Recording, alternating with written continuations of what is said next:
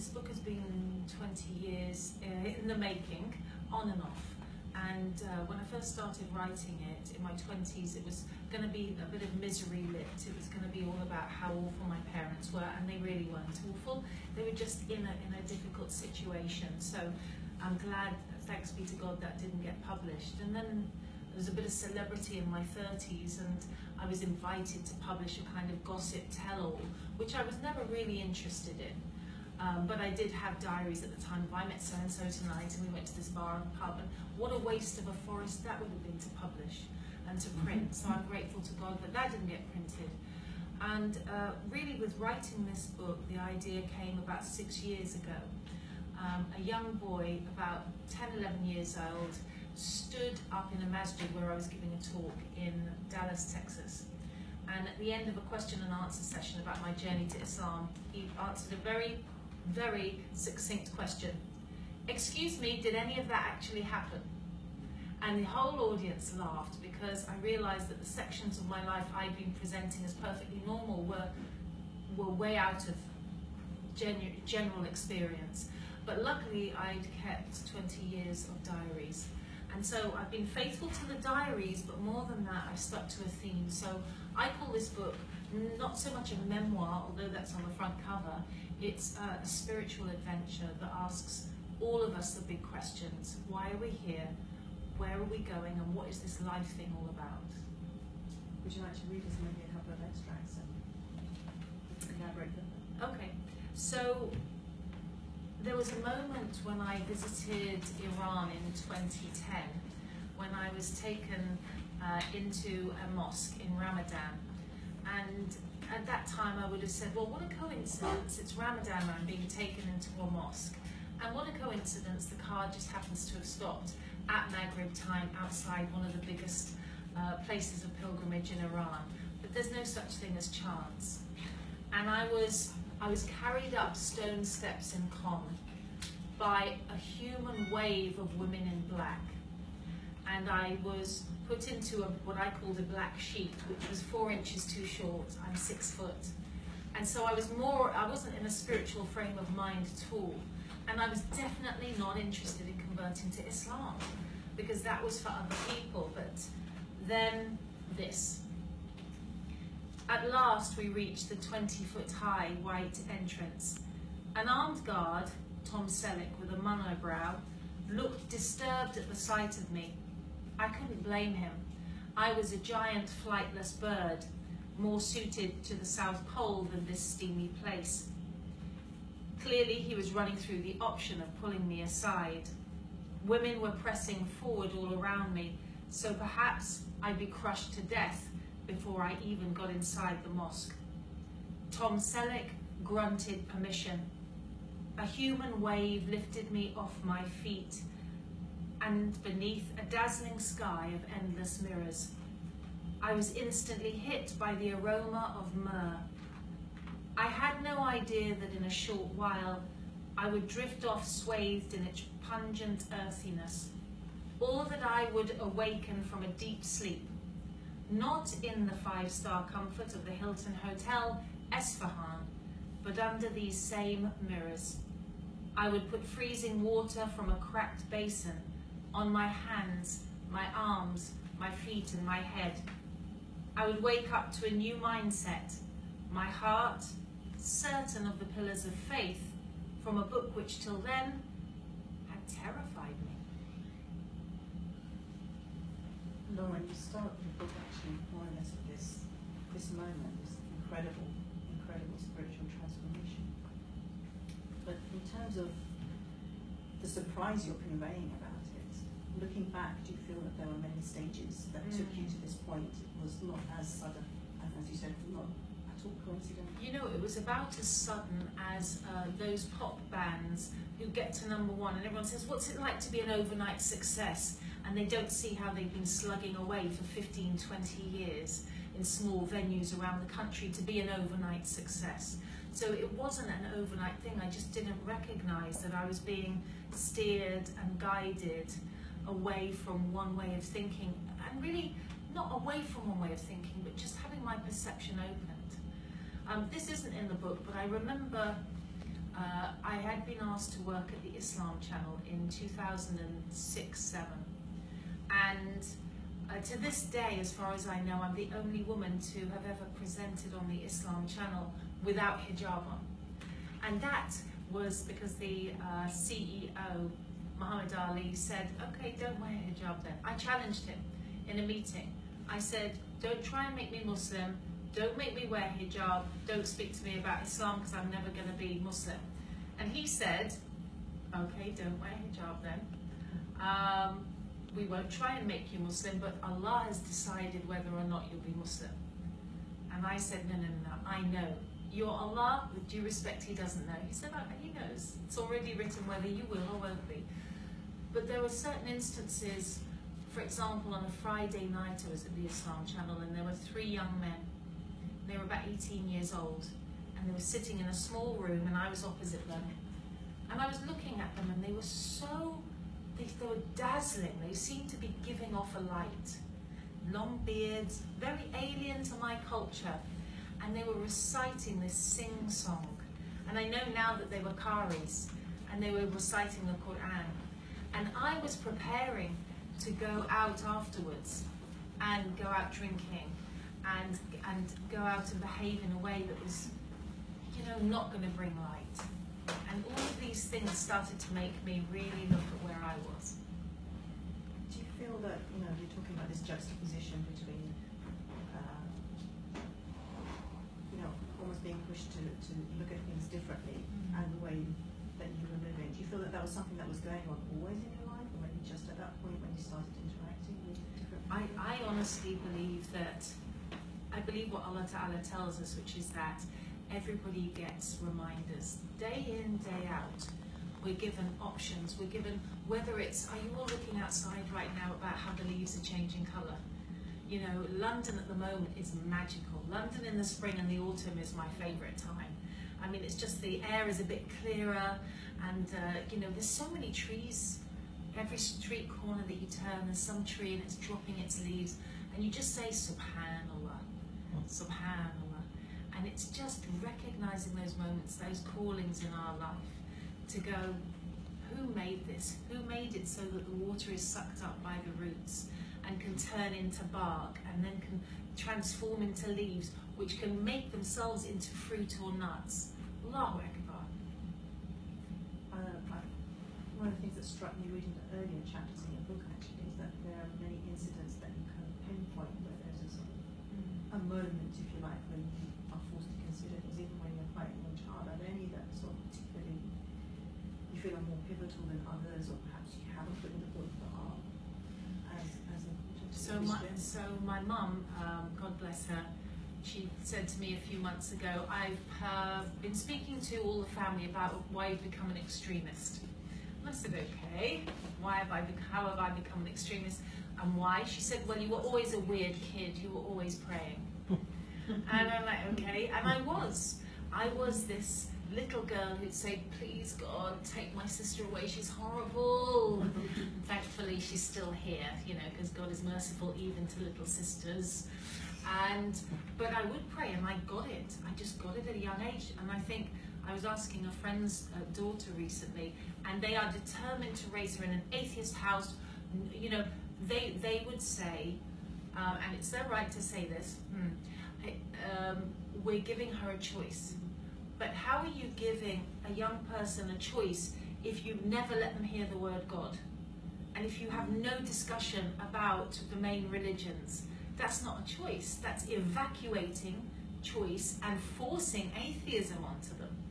So isn't that interesting? In my household, you can discuss atheism and you can discuss things, but in an atheist's house, God is only mocked. How is that a choice? So I remember saying to this little girl who's 5 years old, I said, can I ask you something? Do you believe in God? Now I know it's a massive question. She said, yes. And I said, what is God? God made everything. So it's that understanding that there's a fitra, there is a knowledge in children that we take away. May Allah forgive us. So part of your journey takes you all over the world, actually, from backpacking in Australia, all sorts of work experiences in the UK, which are also almost like being in other countries. I don't get on, but you're as a clown. I was a clown. That's very true.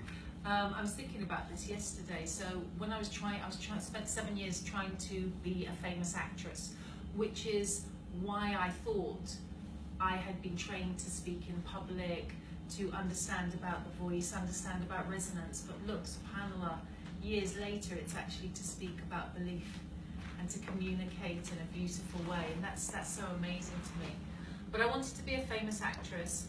And yes, I went on that path for a while, but I ended up being a clown. And I remember Billy Connolly. Have you all heard of Billy Connolly? So I went to Billy Connolly's house, and I was being a clown for his daughters. And I said to him, "Oh, I've got a tape cassette to play." That's how long it was. He said, "Look at this. It's a table. You just do this, and it'll play anything. Just do that. Do that." So he went left the room, and I'm doing this. And it took me years to realise it was just a coffee table. And it completely wound me up. But that was my job for a while.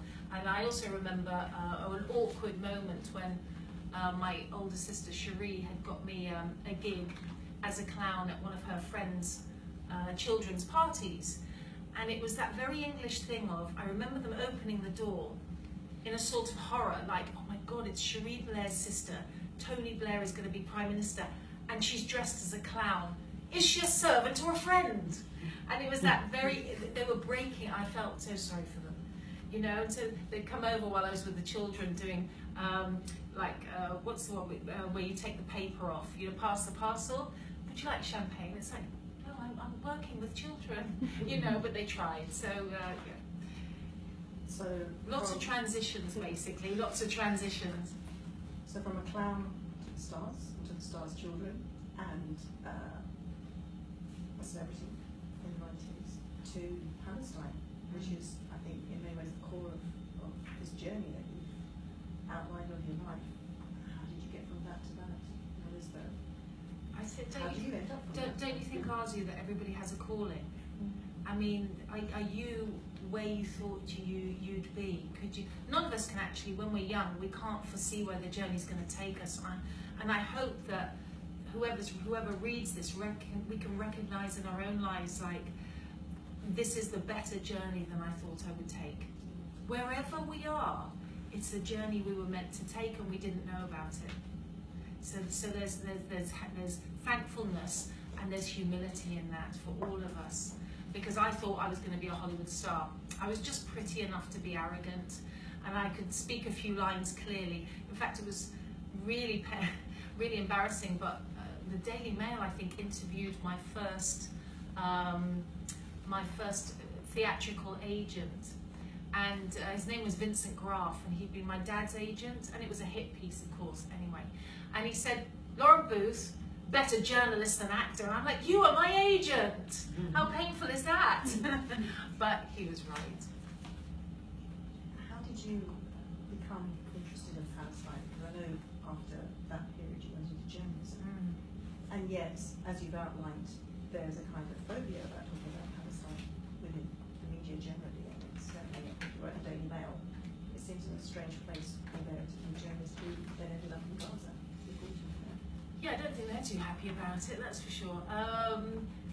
You know, the Iraq War in 2003 was really a catalyst for a lot of people to wake up to doing something. I remember that march. I was breastfeeding my newborn daughter. I was pushing my 3-year-old in a buggy, and it was an icy day. Was anybody there on that day? It was like almost snowing. And I said to my 3-year-old daughter, I said, "This is not fun, this is activism.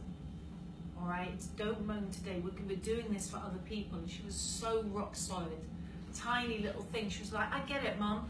You know, we're doing this for the people who don't have homes and are going to be, you know, those who are going to be bombed, and we're going to do it for them."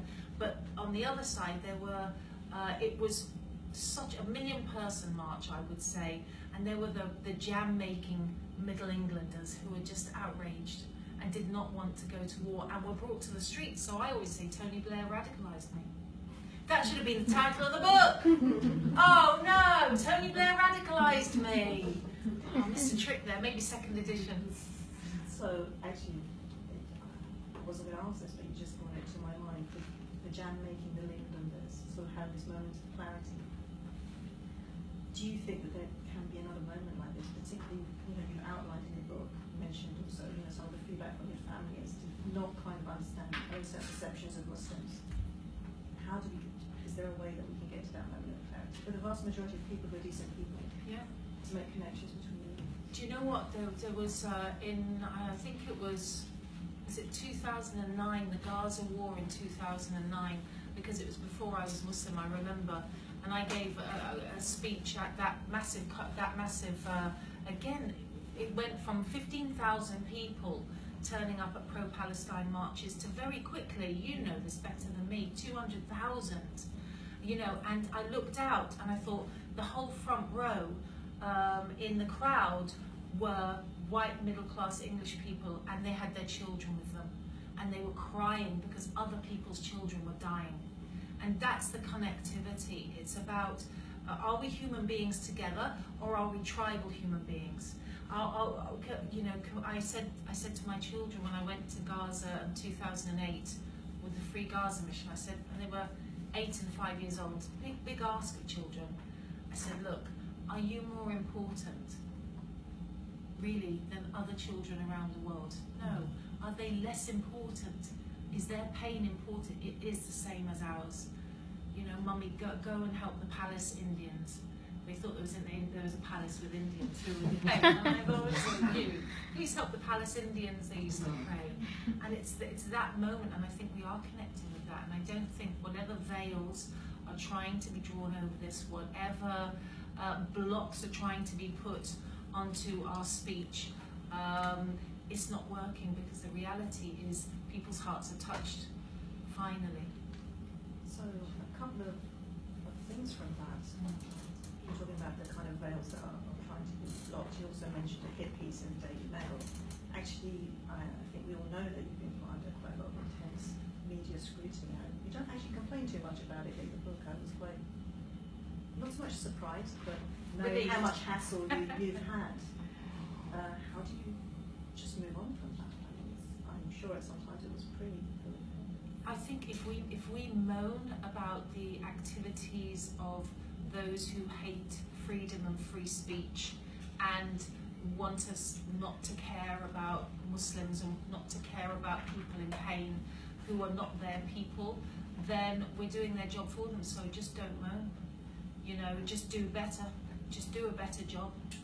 We need to do better. But this book is an effort to get the message across about humanity and about spirituality in a better way than I've managed before. So as long as we're all improving ourselves, and I talk in our representation or in our solidarity with other people, then we're making a difference. But to just complain, I did a bit of complaining. I complained to you early on because I was afraid, I was hurt, and I was afraid, and I was confused. And I think activists do go through that stage, and then you either give up or you get up and you go, I'm just going to do better. In terms of some of the figures, I noticed you have a review from Nicky Campbell on the cover of the book. He's someone that there's not an awful lot lost, I think, for him amongst a lot of the members of the community in terms of things I want to actually raise that about Nicky Campbell, because from his perspective, he'd be very clear in saying, I'm fair, I'm honest, I'm a journalist, and I just have to ask the hard questions. Now, I think there is a problem with particularly places like the BBC, this idea of balance. And we can talk about it in terms of Palestine, we can talk about it in terms of Muslims, but I think if we drive too hard, pushing people to the parameters of our debate by saying, you're too hard on the Muslims. I was with James Whale last night, and I said to him, many people who listen to your show think you're an Islamophobe, simple as that. And he's like, I'm really hurt by that. And I'm like, you're kidding, you're on talk radio. Why are you hurt? Now, I can say that to James because we get on. Because we refuse to be divided and we put at loggerheads, and he knows he can ask. I'll tell you what, I walked into the interview last night, talk radio, and I've got this wheelie bag that I live with, basically. Now I'm on tour. And the first thing he said was, "Hi Lauren, I hope there's not a bomb in that." Now, I can take that because he knows me, but later on he raised the point that he thought was important. He said, "Why do Muslims have no sense of humour?" And I said, "No, you don't get to do that." Because I've lived in places and worked in places where women are told, "Oh, I could just feel you up. Where's your sense of humour?" Right back 20 years ago in journalism, I've been to Tory party conferences. Believe me, they're rife with it. "Where's your sense of humour, love? Oh, come on, give us a cuddle," whatever. No, it's not funny. It's called microaggression, and that's a difference. I know you well enough that we can have that joke, but if you did that every day to me at work, that would be abuse. So know the line. So, okay, that's one example, which is what I was kind of angling for with Nikki Campbell. That have you had a kind of reaction that you think, okay, that's actually opened some eyes here? Because I think for a lot of us, there's like a 30-year history with Nikki Campbell where it's like we're just fed up, right? So, no, I'm not saying on that. There are a lot of people. I hear you. James Wells. So I think telling the stories in a way, telling our story as British Muslims here in this context, in a way that is communicated without hostility, without defensiveness, is not easy. But I think it is really, really necessary, and I think the time is now. And when I read my book before the last edit, I thought, it's so loving about Islam, it's just preachy, and I hate it, and I can't do it, and and I was like, should I change it all? Should I take this out? And they said, Lauren, calm down. The first time author thing. They published it, and then Nikki Campbell read it and said, I loved it and I couldn't put it down. I said, was it preachy? He said, not at all. So educating and sharing is different to preaching, and I think we also can work on that, inshallah. It's good because you have that access, and I think that's what a lot of people haven't been able to kind of. But then I think on the other side of that, I think on the other side of that, I'm not saying that the Muslims anybody who speaks about faith is preachy, because I think on the other side is, don't mention it at all. It's like, don't mention the war in the Faulty Towers, don't mention Islam, don't mention Christianity. And yet I worked at Press TV for 4 years, and everyone was so careful around me that I learned next to nothing about Islam per se, and I was never invited into anybody's house. And I could have left that working environment if Allah had willed, no closer to Islam than day one. After 4 years working with Muslims, that's not right either. And I felt, when I came to Islam, I'm like, why didn't you tell me I could have been Muslim before? Of course, it's qadr Allah in the right time, but reaching out and allowing people to have access to those big questions is really, really important. Going back to Palestine, that you read about how, that moment when you were in Iran, was that also Press TV? I went to Iran because I was working for Press TV and I was doing a report. And we will get into the sectarianism. I wanted to bring that up into the title tonight because that's something that really hurt me, but maybe you don't want to go there yet. We can get to that. Okay. Just because that moment that you're describing in many ways was, I think, reading the book preceded by some moments in Gaza. And I just wondered, there's a moment, if you don't mind kind of elaborating a little bit about when you were, I think it was Ramadan again, too, and Iftar, and feeling very frustrated that people were trying to feed you and they actually had very little. Would you say that was, if you like, a mirror moment to that moment of acceptance in Iran? That maybe there's a... So this was actually before that, 2008. I lived in Gaza for a month by the grace of Allah. I'm so grateful for that experience. I was under siege. I couldn't leave.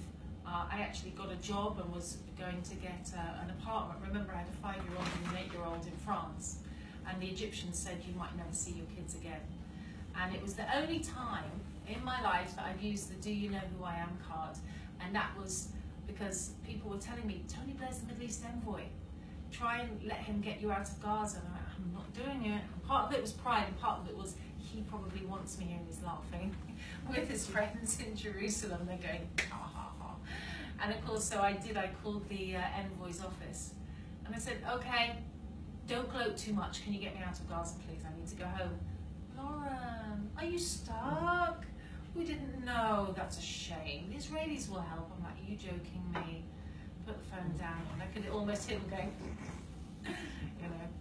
Anyway, that's my imagination about that. But it was Ramadan. I was there for the whole month, and I went to a slum, or a really broken, not a slum because they're not dirty, but a really broken down part of Rafah, and I was bringing some food to an utterly impoverished one room home, and the cameraman said to me, whatever you do, don't eat whatever the mum tries to give you. I said, why? He said, because the children won't eat if you do, and we can get something later. So I said, okay. So I go into this one room with no furniture in it, and the mother has laid out the iftar for her 10 people in her family, and it was one plastic plate of khubz bread, one plastic plate of salad, one plastic plate of hummus, and that was it. And then she got me a plastic plate and she put most of it on it. And I said, but I've bought you food. And she said, no, but you're the guest. And I could see children's faces peeping through a window, and they were her children who'd been fasting, and I hadn't even been fasting. And she gave me as much as she could on the plate, and then I got really angry and I said, why does your faith make you do this? What is the point in this? I don't understand it. Why are you fasting? And she said, I fast in Ramadan to remember the poor. I fast in Ramadan to remember the poor, a woman who had nothing in dunya. Not a stick of furniture, not a day of peace, not a light in her house, not any of the hopes that we have. But she was content to give away for her Lord. Wow, that really touched me. I thought, if this is Islam, wow, I want to be Muslim. This is something out of this world. So again, another one of the juxtapositions that you put in the book, which I think really is very powerful, is I think this is not just about non-Muslims and Muslims. We were talking before about it's the westernized setting or the modern setting or whatever, but the kind of materialism that a lot of us live in, actually losing sight of actually things like that, things about being thankful, knowing about other people, how that all ties in. Do you think that, we're up against a huge brick wall here, and how materialism is swallowing all of us, or is there a way that we can maybe push back on this?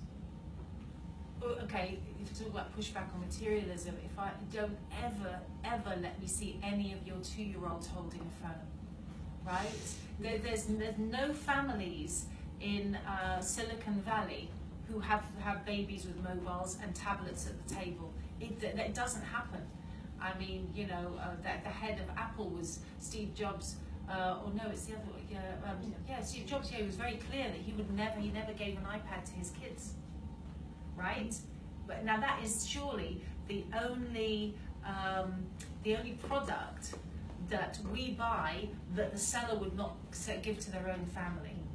I mean, if you go to an Apple store and your kid grabs the apple and takes a bite, and then the owner's kid grabs the apple, he says, don't touch, don't eat that. You're going to eat the rest of it. You're going to say, don't buy from here. So why are we doing it? I think, it's horrible what that new technology is able to do. And it's brilliant as well for us to communicate, but Is there a way that, sorry, I've got a question coming in. Okay.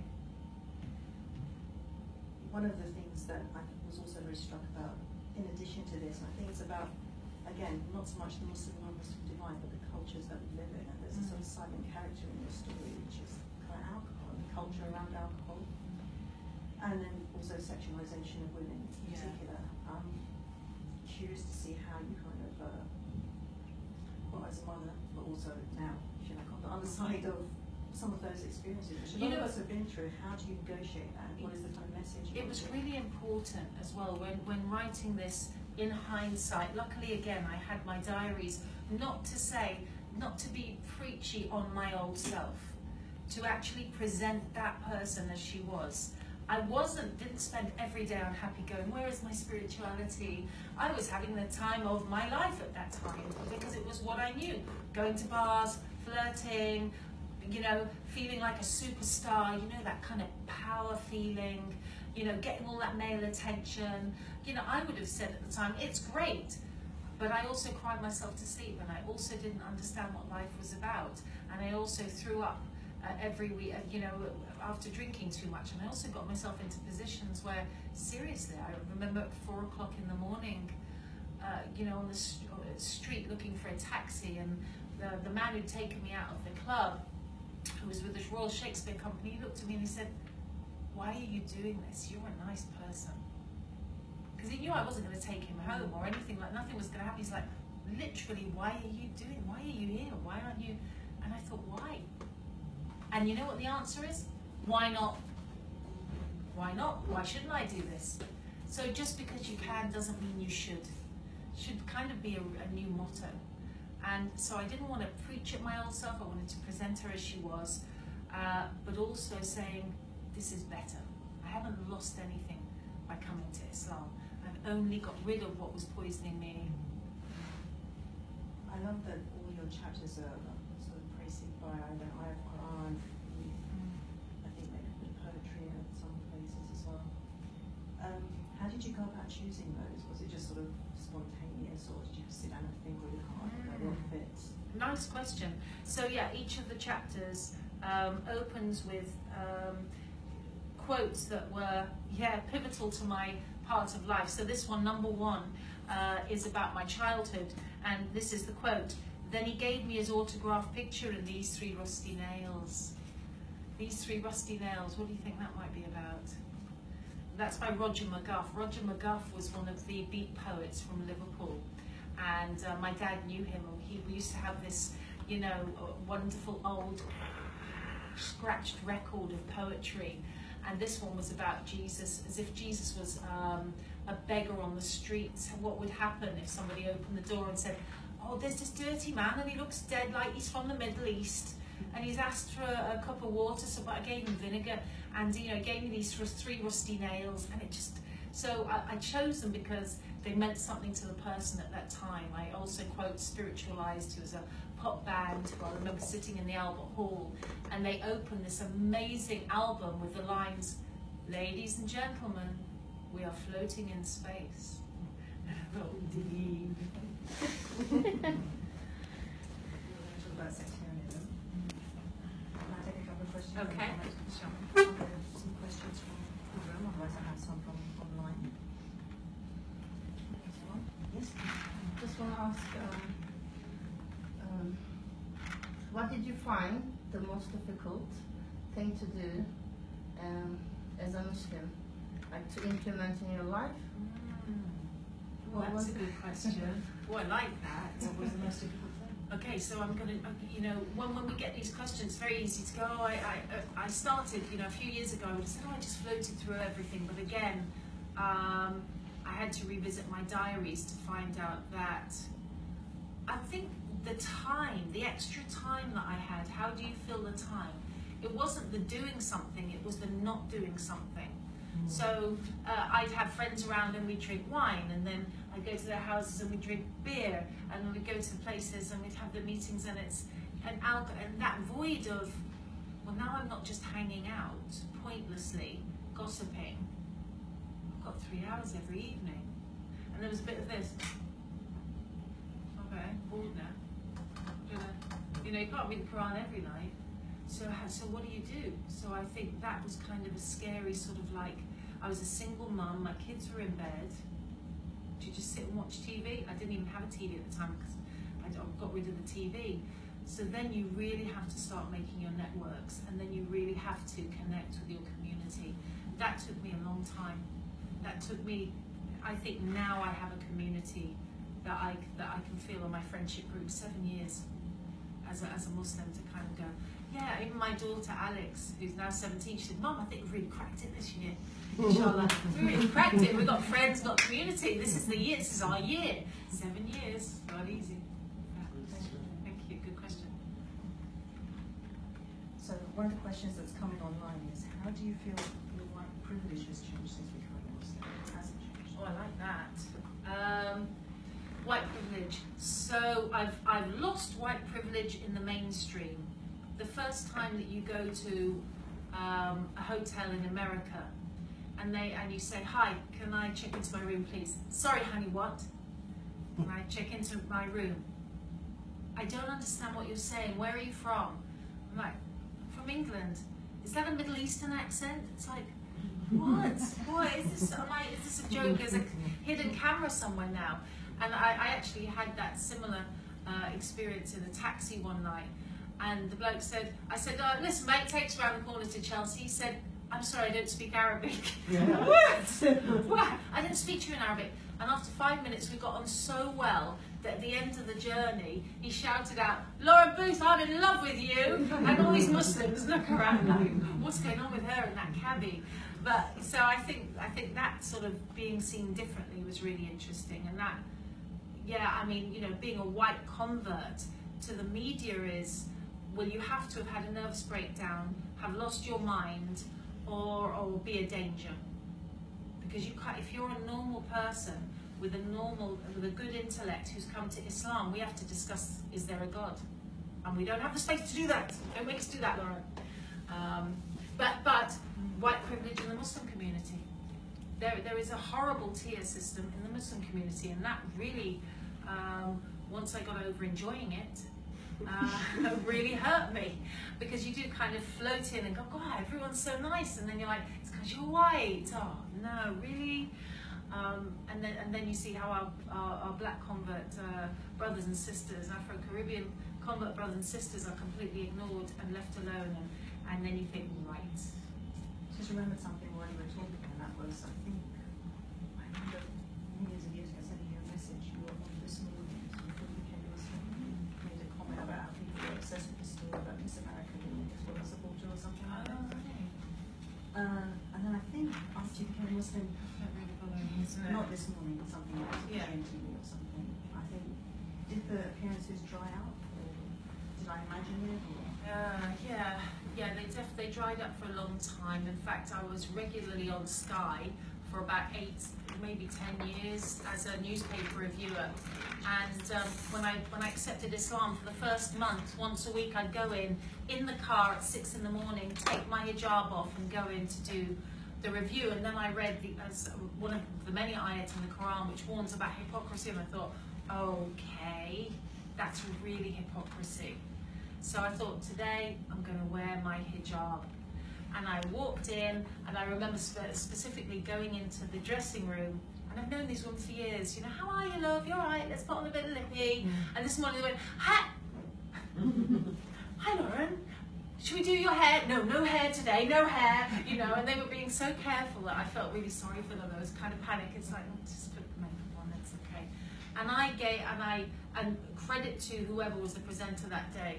Just the tiniest flicker behind the eyes of what on earth is going on with Lauren?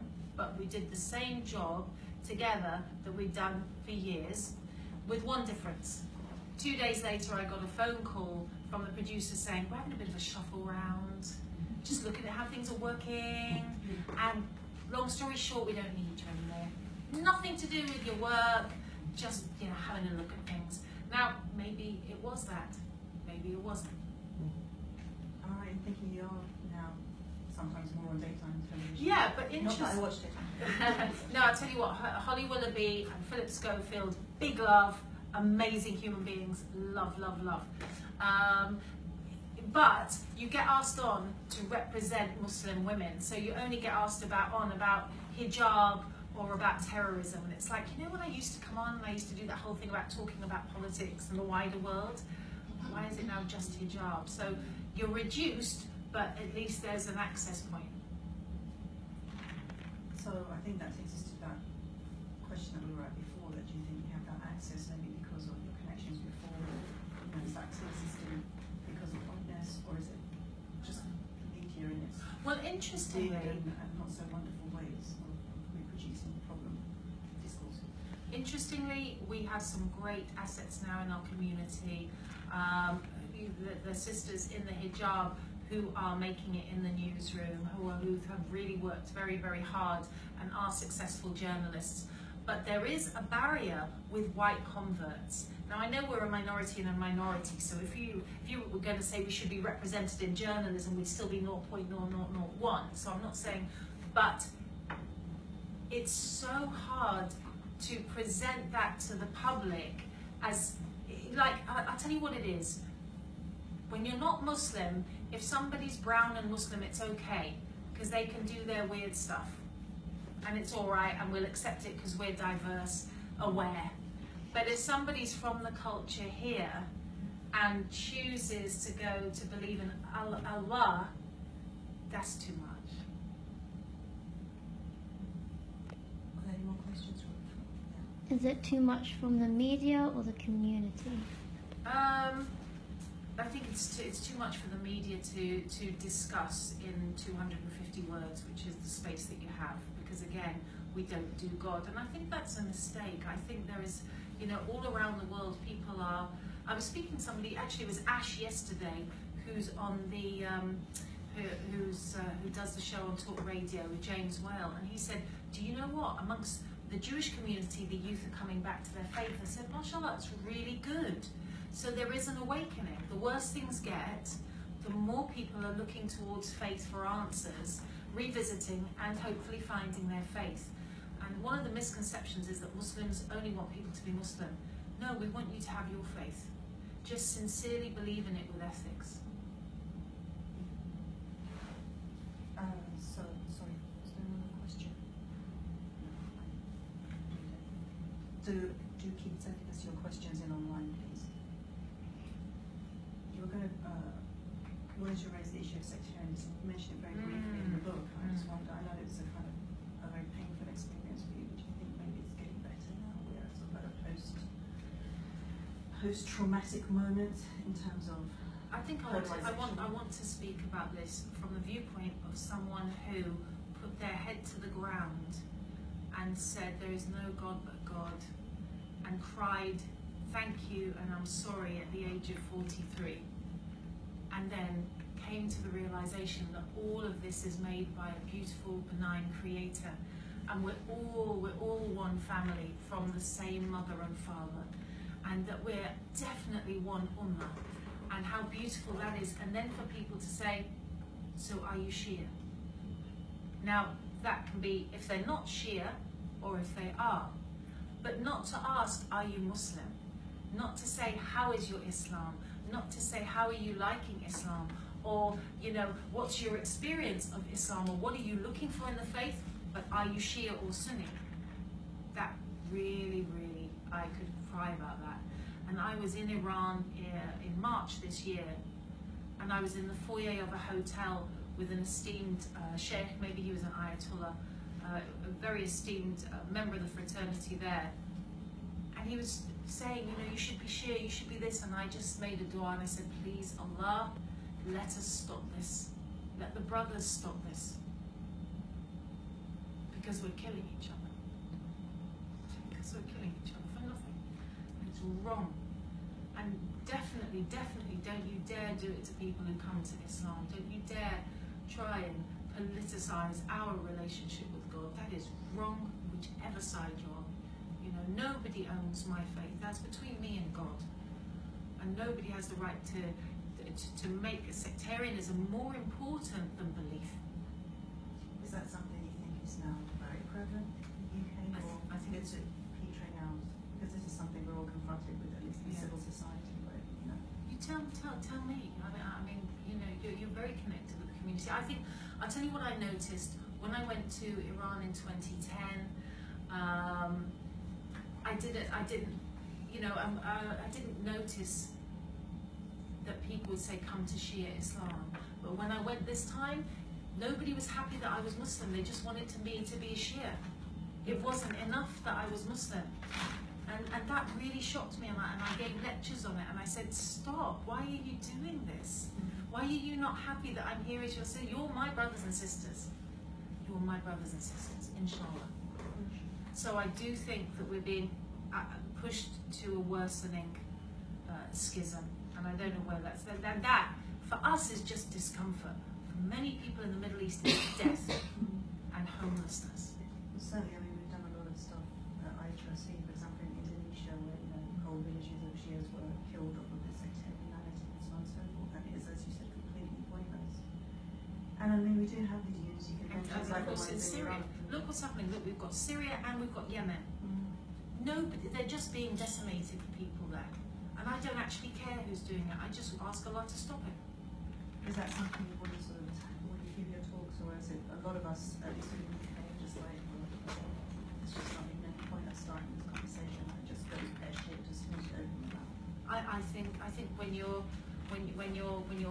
either young or you're fresh to the faith, I think we are the people who should be speaking about unity, because it's not, we haven't been culturalified into, you know. I know that's not a word, by the way. It's okay, we like making up words. Okay, good. Look, it's sort of Alf Garnett. In terms of going back to some of your journey in the book, the relationships with sort of close family and friends, you mentioned some of those people are not accepting, but then some are. How have you kind of navigated that in the last how many years you've been doing that? So I made a huge mistake, which was naively made. When I took my Shahada, when I became Muslim, you go through such a kind of swing in the way that your life is. I mean, how can you literally go from being drunk one Saturday night to praying 5 times the next Saturday? I mean, that's so enormous and beautiful. Don't get me wrong, it's not like, it's such an awful thing and you become a hardline extremist. It's just, you're so immersed in a waterfall of amazement about what you're able to do. And it's like, I remember feeling like I was in the Truman Show. I don't know if any of you watched the Truman Show, when it basically, what was the actor's name? Jim Carrey. Jim Carrey discovers that his whole life has actually been a reality TV show. And he sails to the end of the sea and he discovers even that is just a painted on sky.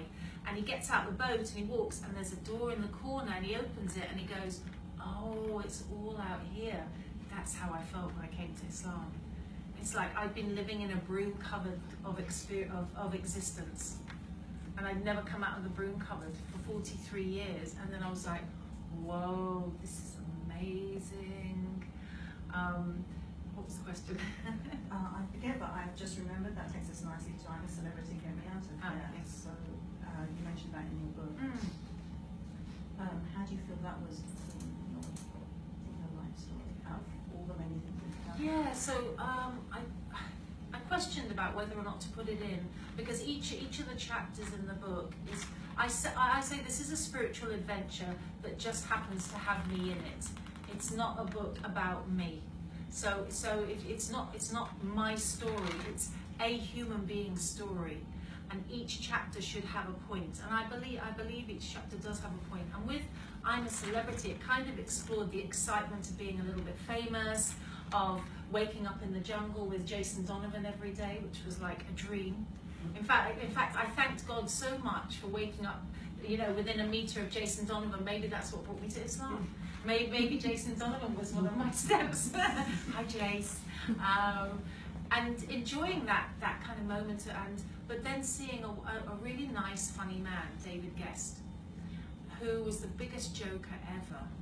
I remember him having a conversation with Miley in class, and she said, "So, tell us how you grew up." He said, "Oh, you know, my dad was a fisherman," and we're like, "Really?" And she's so sweet and naive, very light person, Miley. Really? And I'm going, no. Yeah, my mum lost her leg, and you know, she was one-legged, and they used to go out fishing together on the high seas. And it's like that just literally never happened. So everything he said was a joke. But then realizing that 10 years down the line, he dies alone in a hotel room and full of prescription drugs.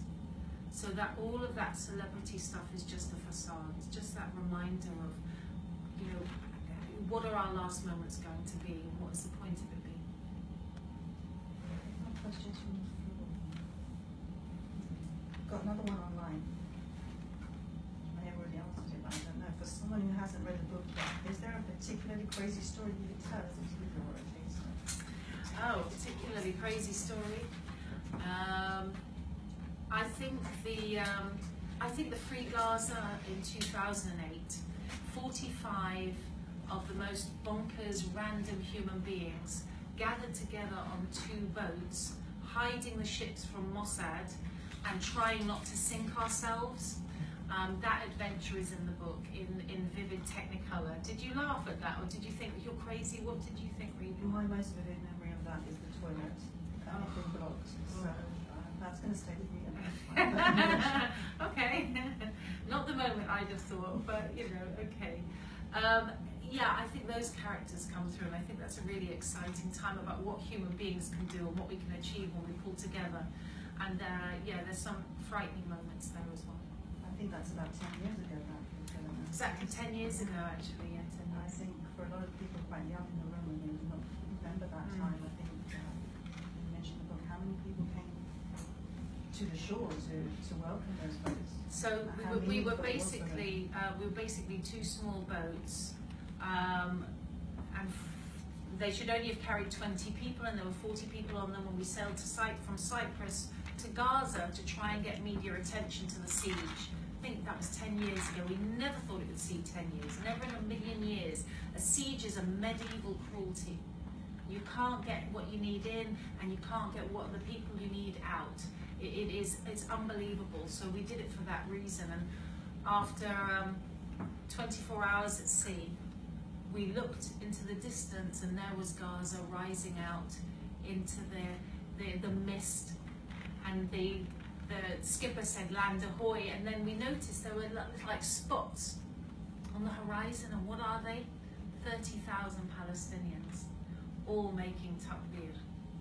And I was standing there with the Mediterranean air, Gaza in front of me, and all I could hear was Allahu Akbar, Allahu Akbar. And it wasn't a terrifying sound, it was beautiful. It just made you grin. And then everything that could float in Gaza was pushed into the sea. You know, little surfboards, and I'm sure I saw a sink at one point. I don't know, everything that could float. And we were pulling children up by kafirs, by the scarves, and it was just incredible moment of hope. I'm glad to have been a part of that, and I wish it could have changed things. What's your advice to young student activists dealing with Prevent when they're protesting for Palestine or campaigning? So I just should please repeat that. So what is your advice to people, young people particularly, dealing with Prevent? So that's when activists, actually activist school children, feel completely silenced, particularly on issues in Palestine. Be strong together. Know your rights, know the laws that are changing, so you're aware of the parameters, but don't give in, don't fold because the parameters are moving. There are great groups out there who specialize in human rights and leftist groups, and we need to have a union of like-minded people who care about humanity. And sometimes if the PALSOCs can be very isolated when they should be working with, people who care about the NHS and people who care, like-minded people working together, and just don't give up. What's the best way, do you think, for them to sort of unify together? Because it is really difficult nowadays. That's a massive question. You're more equipped to answer that because you've been on the ground in that recently. Getting towards the end of our conversation, I was just reminded when we were talking about some of the work we've been doing actually on Nigeria, and particularly Sheikh Zakzaki, who a lot of people know has been in prison for actually more than 2 years now. And I was recently giving a presentation about him at a symposium in Spain, and talking about the political movement, and so I'm going to go into details to sort of enlighten people about the kind of social justice issues that he was working on. And somebody, a good friend who also knows Sheikh Zakzaki very well, asked the question from the audience, and he said, this is all really very well that you're trying to explain to people to see kind of beyond the veil of stereotyping, demonisation, etc. But can I ask you honestly, if he was not so outspoken about Palestine, do you think anyone would have cared enough to put him in prison? So in a way, it's the kind of question I want to ask you as well, because this is a great book. I think it has a wide audience, they're ready to read it. But do you think, if you didn't speak so much about Palestine, that perhaps it would have a wider audience? If that's the case, would you ever stop kind of highlighting that? That's a really interesting point. I think there's twin things here, actually. I think the resistance that I've met is actually that there's a hidden resistance to any messaging that's positive about Palestine, don't get me wrong, but that's kind of ongoing. but the resistance as far as, say, BBC interviewers goes is this, and I've had this said to me. You're so positive about, where are the bad Muslims in your book? Why aren't there bad Muslims in there? Have you never met a bad Muslim? You know, and I'm like, so hang on, your idea of balance is that in my memoir of positivity about my journey to Islam, you want me to pick out some of the worst Muslims that I may or may not have met in your imagination and put them in there so that you can balance this book with your framing of Muslims. Do you not see how convoluted that is? Can we not have one positive experience? My experience of the Muslim community has been incredibly positive. There has also been pain and cheating and lying, and there are things on the periphery that human beings do. But that's not my story. My story of coming to Islam has been about light and about care and about exploration. And that's what I tell in this book. I'd like to invite you to close this, having right for reading or your comments. I think I will end with the time when I was shopping in Jerusalem, and it was in around 2007. It was my second trip ever to the West Bank, and I had 40 minutes to get all of my shopping done. It was raining, it was the old city, and I was stressed. And I had a piece of paper with a lot of souvenirs written, and on the bottom, Koran in English, question mark. Now, why was there a question mark? Because I didn't think anybody had bothered to translate the Koran into English. I thought it'd be really, really hard to find, because why? It was just some old scripture that a few million Arabs followed. That's how little I knew. Remember, this is 2007. So we must never presume that people know more than they do. And so I'm standing in the Israeli streets, and a young man, Palestinian man, comes over and says, "Marhaba!" And I think, oh, not today. I don't want marhaba today. And a voice in my head said to me, don't be rude to people who have only been kind to you. Listen to what this young man has to say. A young man in his late teens fell into step beside me. Marhaba, he said, which meant hi in the local dialect. What can I assist you with today, madam? Lauren, yes? His smile was beautiful and simple, emitting a bright energy that was infectious. I handed him my shopping list, rather than explaining what I needed. This is great news, Madam Lauren. All of these men here are my uncles. We can go shopping together, yes? Let us begin. Over the next 40 minutes, we went in and out of about 10 different shops, and in every one, I had to have a mint tea with about 5 sugars in it. Do the maths, 50 sugars in half an hour. Diabetes and heart attack. At the end, I'm sitting in one of the stalls with Uncle Hamid. The young man was making introductions. This is my Uncle Hamid. His wife has how many? 15 children? No, 80, mashallah. We had wandered into a covered area of the market. Gigantic bedspreads of red, green, even gold hung behind tablet drums, bangles and wooden donkeys. Stubbing his cigarette, Uncle Hamid ushered me onto a plastic chair. Chai, he shouted. He can't figure me out. Neither can I. This was my second visit to Palestine in my capacity as a journalist, but I'd lost my bearings this time around. I'd arrived a year earlier as a curious writer seeking a bit of adventure and a scoop, but I'd never been a war correspondent. I'd begun to feel more inclined towards Archbishop Desmond Tutu's view on the subject of being unbiased. If you are neutral in situations of injustice, you've chosen the side of the oppressor. If an elephant has its foot on the tail of a mouse, and you say you're neutral, the mouse will not appreciate your neutrality. Who could be neutral in Palestine? To be unmoved by the gross injustice was itself an act of barbarity which made us all a party to the oppression we reported. At the end, I'm crying in the stall, and the man is absolutely bereft. Why are you crying? And he mops my tears away. And I go outside with 10 bags of shopping, and I ask the young Palestinian man, how much do I owe you? And I get ready to haggle. And he looks at the bags, and then he says, you don't owe me anything. But there's just one thing.